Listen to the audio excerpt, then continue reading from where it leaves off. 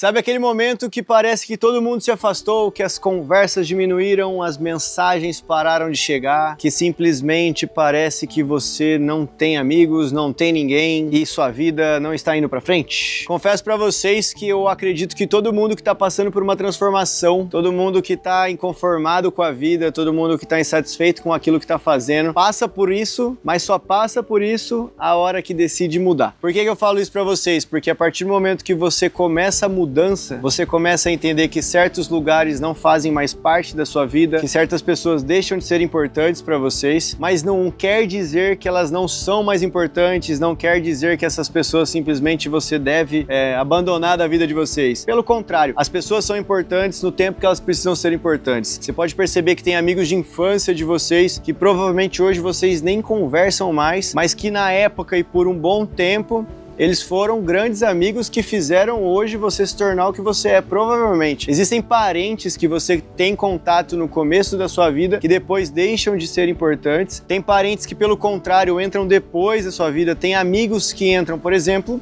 uma faculdade. Quando você entra na faculdade, muitas vezes você não conhece ninguém que tá na sua turma. E aquelas pessoas pelos próximos 5 anos vão ser importantes pra caramba. E depois que você se forma, quantas pessoas você mantém contato? Eu falo por mim. Eu tinha grandes amigos na faculdade, eram praticamente inseparáveis, dormiam aqui na minha casa, a gente saía todo final de semana junto e hoje simplesmente, se eu conversei com eles o ano passado umas 3 vezes por uma troca de mensagem ali no Instagram, foi muito. Mas sempre as mensagens foram: tô feliz com o que você está vivendo, estou aqui te apoiando, porque a amizade é isso. Então, se as pessoas estão se afastando de você, ou você está se afastando das pessoas, não leve a mal isso. Não pense que isso é algo ruim, porque na verdade não é. Quem é amigo de verdade não precisa estar conversando com você todo santo dia. Quem é amigo de verdade, você não precisa estar ali. Oi, tá tudo bem? Oi, tá tudo bem? Porque quando não estiver bem, essa pessoa vai saber que você tá ali pra ela. Essa pessoa que vai saber que, pô, eu tenho um amigo ali. E se a pessoa não pensar assim, o problema é dela. Quando você entende que o problema não é seu, que você simplesmente precisa começar a fazer por você, tudo muda. Eu entendi que o afastamento simplesmente era um passo importante da minha transformação. Você pode pensar, o afastamento é solidão, o afastamento te deixa mais sozinho, o afastamento simplesmente ele faz com que você se feche em 4 paredes para entender para onde você quer ir. Se o afastamento me fez entender quem são as pessoas que estão ao meu lado, quem são meus verdadeiros amigos, quem são as pessoas que querem que eu vença na vida, o afastamento foi top demais. Porque hoje em dia você não sabe mais quem tá do seu lado. Se tá por conveniência, se tá com você por algum interesse. Simplesmente hoje em dia você não consegue entender quem realmente está do seu lado. E eu falo isso pra vocês e eu sempre vou colocar aqui situações práticas que eu vivenciei. Ou seja, é uma experiência que o Caio vivenciou, não é uma experiência que necessariamente você vai vivenciar. Então pega o que eu tô falando aqui, pega a forma que eu vou falar pra vocês e coloca isso num exemplo na vida de vocês. Vamos falar agora o Caio. Eu estava gravando por 3 anos, eu fiquei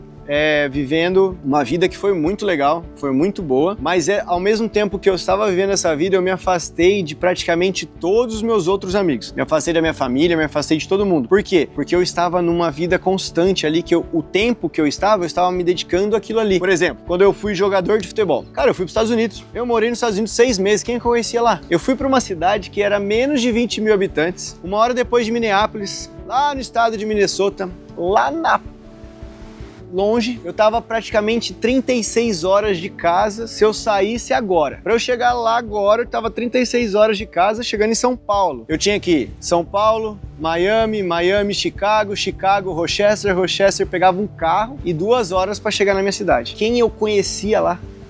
Eu não conhecia ninguém, mas eu entendi que era um objetivo da minha vida, era uma meta. E para eu conseguir alcançar minha meta, eu precisava passar por esses desafios. Eu fiquei 6 meses lá, 6 meses longe da minha família, 6 meses longe dos meus amigos, para vivenciar o novo. Eu nunca falei aqui para vocês, mas graças ao bom Deus, eu tenho condições de vida, assim, meu pai e minha mãe nunca deixaram faltar nada. Não vou falar que sempre tive tudo aquilo que eu queria ter, porque quanto mais você tem, mais você quer, então a gente acaba às vezes não dando valor àquilo que a gente tem, mas nunca me faltou nada. Quando eu fui para os Estados Unidos, eu fui com um valor financeiro que era para eu pagar a faculdade, porque eu tinha 80% de bolsa, e era pra pagar meu custo de vida por 6 meses. Meu pai tinha me dado um dinheiro, e aí quando eu cheguei lá, simplesmente a pessoa que me levou, não que ela passou um golpe, porque ela deu assistência, mas ela não me colocou, por exemplo, num dormitório da faculdade, ela me colocou num dormitório com outro rapaz, era um apartamento que ele morava, e aí eu descobri que eu pagava $100 por mês pra ele, e ele pagava de aluguel $40. Era um brasileiro que tava me passando a perna lá nos Estados Unidos. Imagina pra mim, longe de casa, longe de todo mundo, sem nenhuma amizade, sem nada, com pouco dinheiro,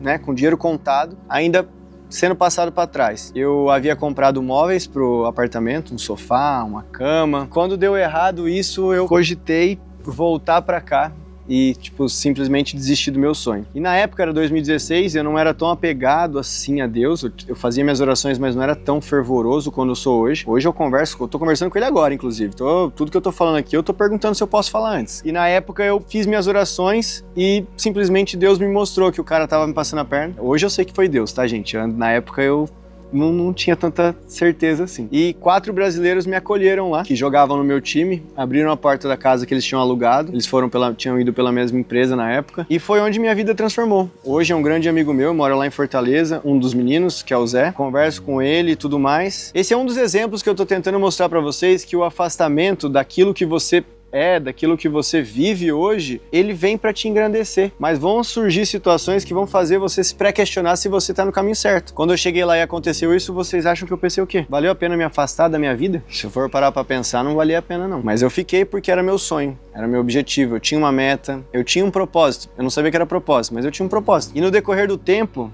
eu fui morar nessa casa com esses outros meninos e eu morei num colchão de ar por 3 meses. Poucas pessoas sabem disso, porque todo mundo olha pra minha vida, olha o que eu postava na internet e acha que sempre foi mil maravilhas. Mas se eu ligasse pro meu pai, por exemplo, e falar, pai, eu fui passado pra trás, nesse lugar aqui, tudo aquilo dinheiro que eu tinha guardado pra comprar um móvel, pra comprar uma cama, eu perdi. Meu pai, com toda a certeza do mundo, ia trabalhar dobrado aqui pra me mandar o dinheiro pra eu comprar uma cama lá. Ele não ia querer que eu passasse essa dificuldade lá. Mas eu falei, não.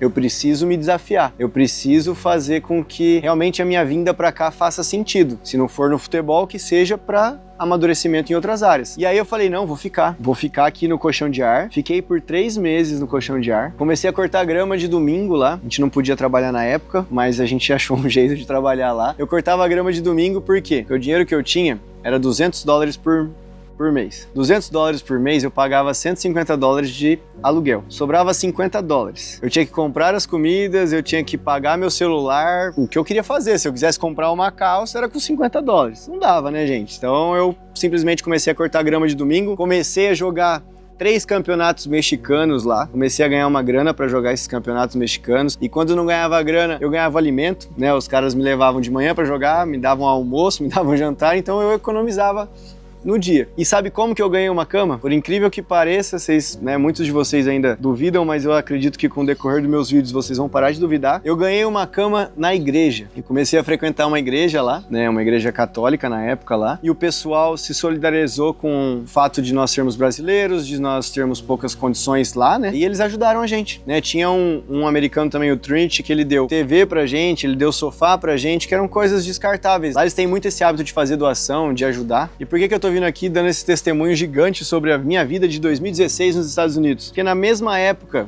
lá, é o que eu tô vivendo agora. Decidi me afastar para viver algo novo. Eu decidi me sujeitar a situações para viver algo novo. Por que eu penso que foi Deus que me guiou para ir para os Estados Unidos? Porque até 2016 eu não valorizava o que eu tenho aqui em casa. Até 2016 eu achava que era obrigação dos meus pais fazerem muitas coisas que eles faziam para mim. Comprar um tênis, coisa supérflua mesmo, pagar um McDonald's. E quando eu fui para lá, que eu entendi o valor do trabalho, que eu entendi o valor das coisas, eu entendi que era o objetivo de eu ter ido. Eu entendi que eu fui para os Estados Unidos, eu realizei meu sonho de jogar bola internacionalmente, em vários lugares e campos diferentes e conhecer pessoas, mas no final das contas era para eu valorizar o que eu tinha em casa. E esse ano aconteceu a mesma coisa. Eu me afastei de muita gente, eu entrei em um modo solitário, dizem que é um modo caverna, onde você fica trancafiado dentro de casa e tá insatisfeito com as coisas e tenta buscar modos rápidos para mudar. Mas aí eu entendi que literalmente esse afastamento era Deus que estava querendo me guiar para me mostrar que eu tenho algo a mais a somar. Eu tinha simplesmente nesses últimos 3, 4 anos me afastado de casa, de conversar com meu pai como eu conversava antes, com a minha mãe, com a minha irmã. E esse afastamento esse ano fez com que amigos antigos voltassem, amigos que eu sou padrinho de casamento, inclusive,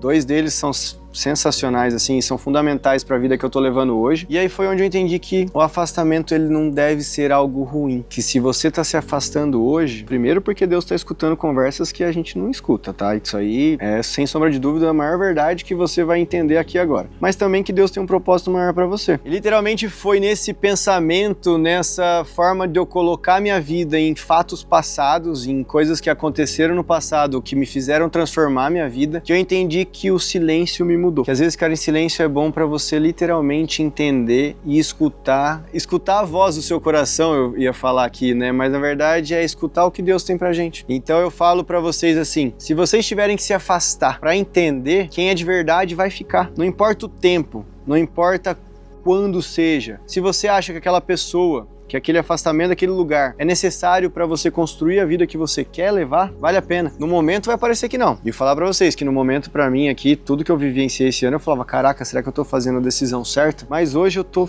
cara, vivenciando para vocês uma das melhores fases da minha vida, se não a melhor fase da minha vida. E a gente não tá falando aqui nem de dinheiro, de fama, de nada. Simplesmente tá falando de mim, da pessoa que eu sou, da pessoa que eu quero ser. Então, se você tá inconformado com alguma coisa, se você tá triste com a vida que você leva hoje, se você tá insatisfeito com os seus pontos, para agora, reflete. 5 minutinhos não vão te fazer mal. Pega um papel, uma caneta e escreve o que eu quero ser. E vou encerrar aqui com uma pergunta que eu recebi no encontrinho que eu tô frequentando agora. Se você tivesse 90 anos hoje, você estaria satisfeito com a vida que você leva? É isso.